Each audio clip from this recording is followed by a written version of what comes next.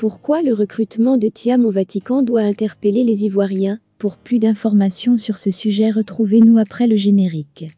Mais avant de commencer, n'oubliez pas de vous abonner et d'activer la cloche de notification pour ne pas manquer nos prochaines vidéos. Bon visionnage.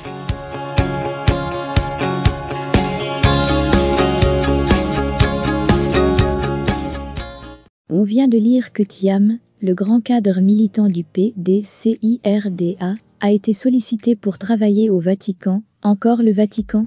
À ce qu'on sache, Thiam n'est pas un chrétien catholique et on le recrute au Vatican.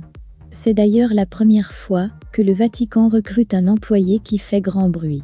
Pour certains Ivoiriens qui étaient dans le doute depuis le décès du président Houphouët-Boigny, qui aurait confié plusieurs milliards de francs au Vatican et qui ferait le motif de la chute de ceux des présidents qui ont osé les réclamer, son petit-fils est embauché dans ce cercle fermé pour travailler.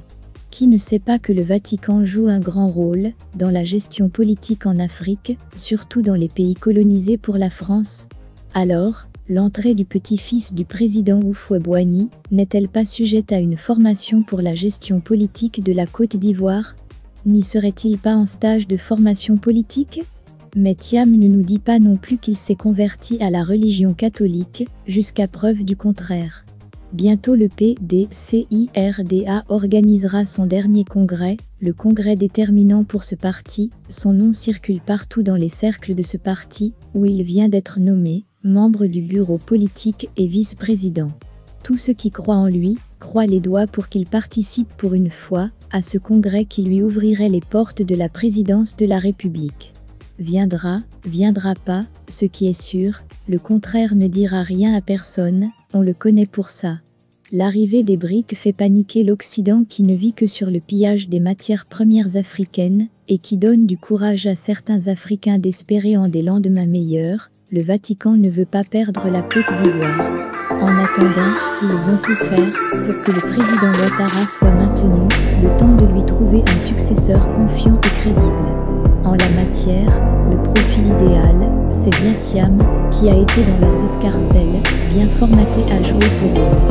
Malheureusement, il n'est pas du bord politique du président Ouattara, et cela dérange beaucoup les actionnaires de la gestion de la politique ivoirienne. Mais, pour y parvenir, ils ont une solution, c'est de tout faire pour que le président Bédié et Ouattara se remettent ensemble.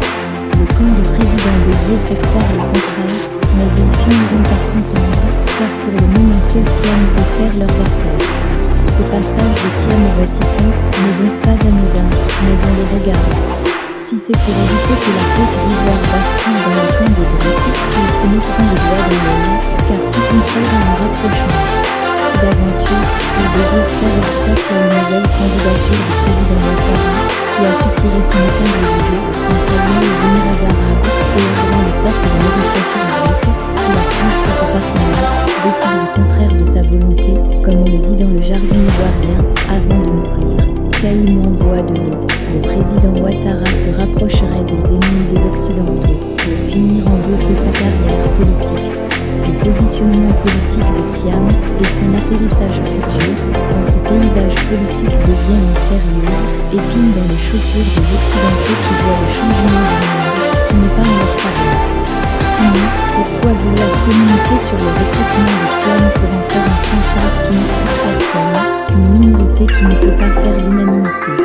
Le président Ouattara et son équipe affûtent leurs armes et on attend leur dernier